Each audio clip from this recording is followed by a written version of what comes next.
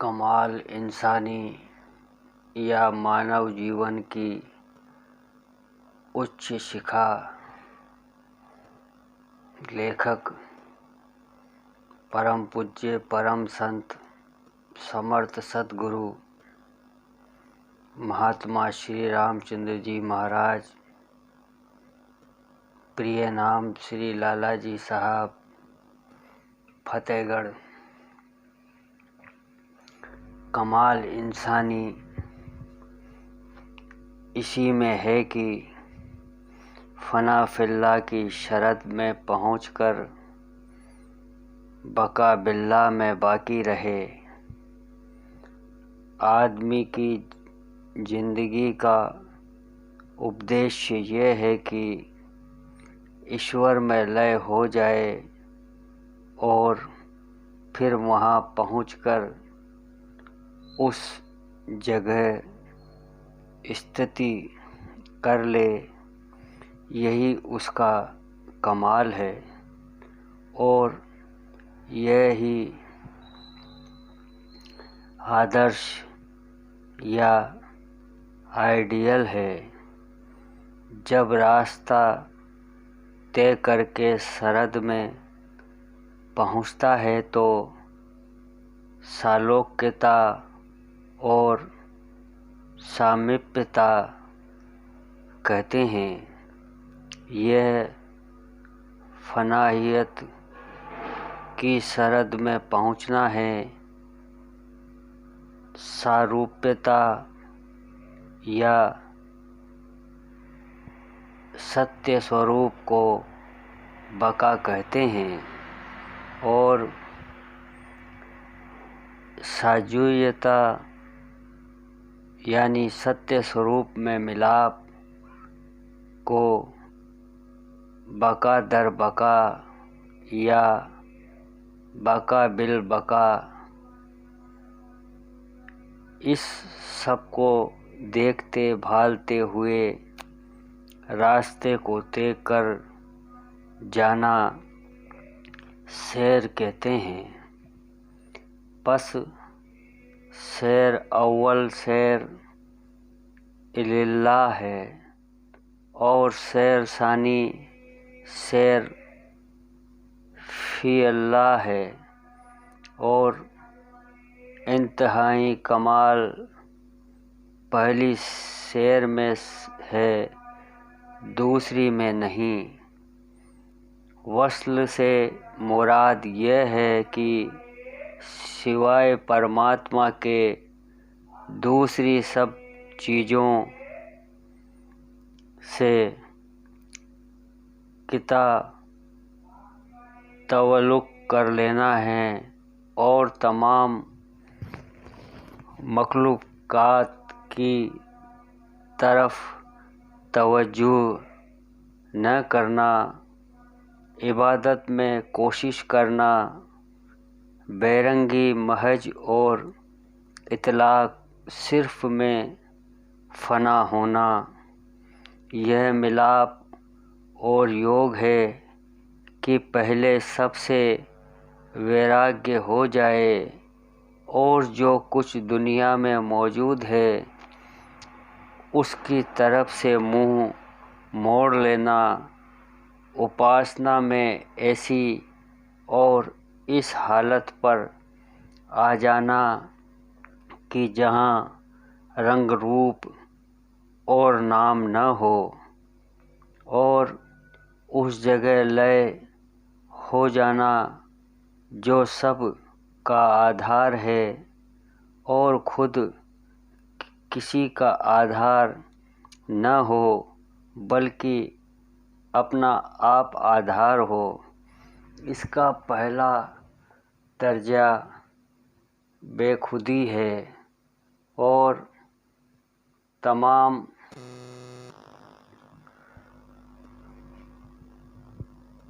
हवास से गिबत है जो मौत के मुशाबह है, मगर मौत में हुजूरी नहीं है और इस हुजूरी से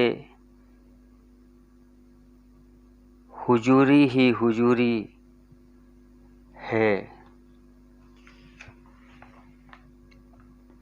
इस लय अवस्था का पहला दर्जा अपने आप में गुम हो जाना है और इसमें सब इंद्रियों का मुअत्तल हो जाना है।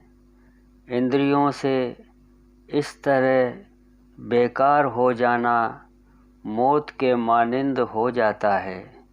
लेकिन मौत में और ऐसी लय अवस्था के दरमियान यह फ़र्क है कि मौत में तो कोई शय या चीज़ अपने सामने नहीं रहती है, लेकिन ऐसी फ़ना में बिल्कुल हाजिर है, यानी ऐसी बेखुदी हो जाए कि सिर्फ़ एक लक्ष्य जो सामने है वह ही बाकी रह जावे। बाकी दूसरी चीज़ों के लिए मुर्दा की सी कैफियत हो जावे। इसको हुजूरी कहते हैं। जब सालिक इस सरहद में पहुँचता है तो वह विलायत के दायरे में आता है।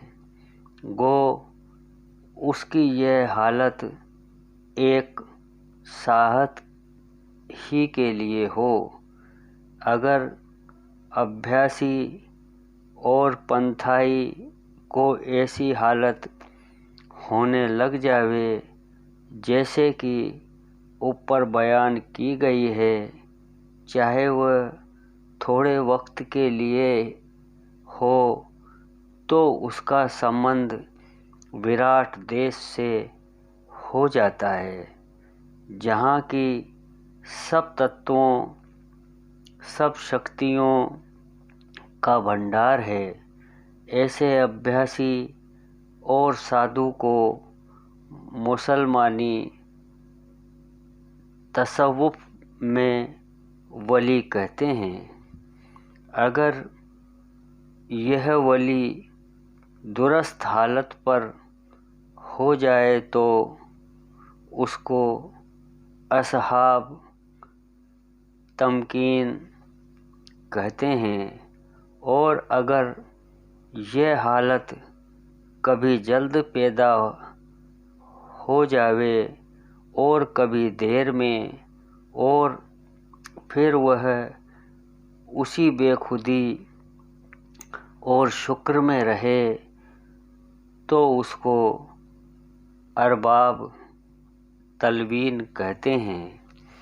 जब विराट देश और रूप से संबंध रखता हुआ साधु और अभ्यासी की ऐसी हालत हो जाए कि थोड़े दिन उसको खूब आनंद आता रहे और तबीयत लगी रहे और जज्बाती हालत रहे और शरीर गदगद रहे और बिला इरादे के भी तबीयत एक ही तरफ झुकी रहे और अपने जिस्म की याद भूला रहे, जैसा कि थोड़ा नशा पीकर हालत रहती है और फिर थोड़ी देर के बाद या थोड़े वक्त और थोड़े दिनों के बाद वह हालत जाती रहा करे और आनंद न आवे, तबीयत ठस रहे, ख्यालात का हुजूम हर वक्त रहे, तबीयत में परेशानी, फिक्र और भारीपन रहे और बार बार जोर लगाने पर भी तबीयत का झुकाव व लगाव न पैदा हो, तो ऐसे साधु को साहेब तलवीन कहते हैं, जिसको कब्ज और वस्तु होता रहता है और एक तरह की हालत कायम नहीं रहती है, हमेशा और हर वक्त बदलती रहती है। बस जब तक पंथाई की यह हालत रहे, उसको स्थिति नसीब नहीं होती। इसके बरखिलाफ अगर सालिक की हमेशा कब्ज हो या बस्त हो, एक हालत पर रहता है और किसी हालत में घबराता नहीं है, तो उसको साहिब तमकीन कहते हैं, यानी मुकाम पाया हुआ या स्थित प्रज्ञ। अगर सालिक ऐसी बेखुदी में फंस गया है कि उसको होश नहीं आता है और हमेशा नशा की हालत में रहता है, तो यह साहब तमकीन नहीं है। साहब तमकीन तो वह है कि हर हाल में होश रहता है और कभी बेचैन और बेकरार नहीं होता है।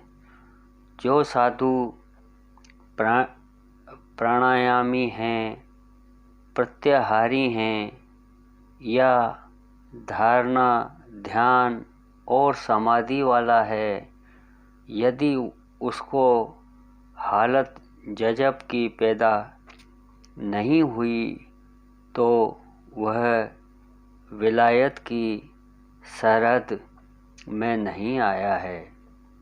हंस और परमहंस जरूर विलायत में दाखिल हो जाते हैं, मगर यह दोनों किस्में साहब तलवीन की हैं, क्योंकि हंस में उतार चढ़ाव लगा रहता है और परमहंस में उतार चढ़ाव तो होता है, मगर वह इसको इतना मानते नहीं और तमीज नहीं करते।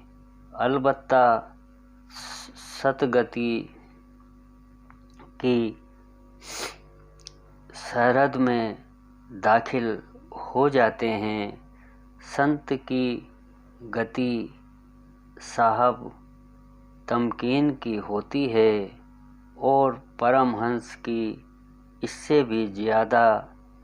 पस सलूक में सालिक को मद्दनज़र महज फना जाते बेरंग के मुशाहिदे का हो तो उसका सलूक पूरा होगा। अगर दाहिने बाएं देखने लगेगा और किसी दूसरे प्रकार के कशप में फंसेगा तो सीधी राह से दूर पड़ जाएगा। अगर पंथाई को रास्ता और मंजिल चलने में यह ख्याल है कि आसमान और सितारे और सूरज और चाँद की रोशनी देखे और सूरतों और मूर्तों का ध्यान बांधे या दिल के हालात मालूम होने लग जाएं या रूहों से तवल्लुक होकर उन पर काबू हासिल करे या गुप्त विद्याओं को जानना चाहे, सिद्धियां और शक्तियों के हासिल करने में लग जावे, अमल और ताबीज के सिद्ध में लग जावे, तो वह रजोगुणी और तमोगुणी वासनाएं हैं। सालिक को दरमियानी राह जो सत की है इख्तियार करना चाहिए, वरना सीधे रास्ते को भूलकर उससे दूर जा पड़ेगा। महज जात हकीकत और सतपद की प्राप्ति का अगर ध्यान है तो उसका सलूक पूरा होगा। ज़्यादातर यह देखने में आया है कि लोग अभ्यास और योग को सिर्फ अजायब परस्ती के लिहाज से करते हैं। उनको चाटक नाटक देखने और रिद्धि सिद्धि को अपने दुनिया के मतलब पूरा करने के लिए असली गर्ज होती है। जब यह मामलात नहीं पूरे होते हैं और असल लक्ष्य की तरफ इशारा किया जाता है तो मायूस होकर अपने घर बैठे रहते हैं और कहते हैं कि यह महात्मा नहीं और न कुछ साधुपन है। जानना चाहिए कि सलूक की किताबों में जिस मुकाम को जिस ढंग और उन्वान से आरास्ता किया गया है, पावे तो दिल उसके सिवा दूसरे की तरफ मायल न हो और उसके इख्तियार करने में हिम्मत मुस्तहकूम होवे कि बिला हुसूल उसके आराम ना मिले। सालिक को चाहिए कि अगर वह किसी सगल और अभ्यास में लग गया है तो पहले उसको सुलूक की किताबों में देखना चाहिए कि उसका अमल और शगल उसी मुकाम के ढंग और कायदों के मुताबिक है या नहीं। अगर है तो अपना दिल सिवाय उसके किसी दूसरी तरफ नहीं लगाना चाहिए। उसको इस तरह इख्तियार करे और हिम्मत को ऐसा मजबूत करे कि जब तक वह बात पूरी न हो जाए आराम से ना बैठे। लेकिन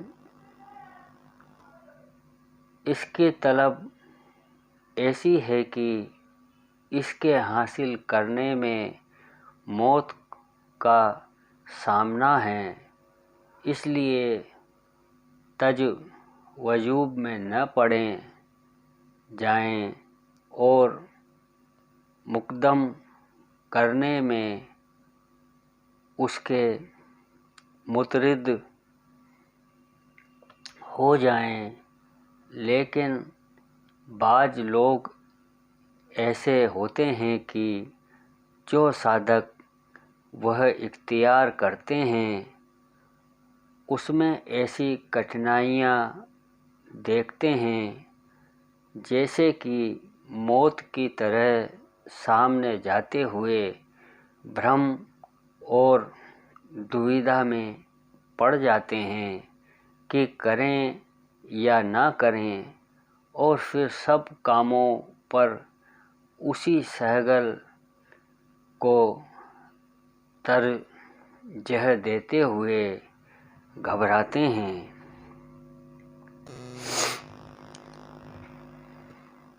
हर इंसान के इसके इख्तियार करने में एक शान है, मगर मेरे मुख्तार यह है कि सालिक अपनी पूरी हिम्मत उसी जानिब फेरे की फराइज और सुन्नतें मोगदा और सुन्नते जुवायद से फारिग होकर कलमा तौहीद की तरफ मुतवज्जह हो और जिक्र व फ़िक्र व उन्स के मुकाम में मुस्तैद रहे और चंद रोज़ नवाफिल व तलावत कूर न और तस्बीह और वजीफ़ा और दुआ कसरत इख्तियार करे और सवाब का ज़ख़ीरा पैदा करे और इबारत व इशारात और तमाम एमाल खैर की तज़यीन से किनारा कशी करे और रात दिन अपनी मौहूम हस्ती की फ़ना में कोशिश करे, तब उम्मीद है कि इनायत अजली का जज्बा उस शख्स को खुदी से निकाल कर फ़ना उल फ़ना तक और उसके आगे बका उल बका की शहरत तक पहुंचा देगा, तो खुदा ही की जात और उसकी सिफत को देखेगा और तमाम उसी का असर पाएगा और सब फेल उसी का मालूम होगा। बंदूर कमाल इंसानी का यह पहला भाग है। अगर बोलने में कोई त्रुटि हुई हो तो कृपया क्षमा करें और हमारे चैनल यूट्यूब चैनल राम समाधि आश्रम संत थानेदार को लाइक, सब्सक्राइब और कमेंट करने की कृपा करें। आप सभी के श्री चरणों में शत शत प्रणाम।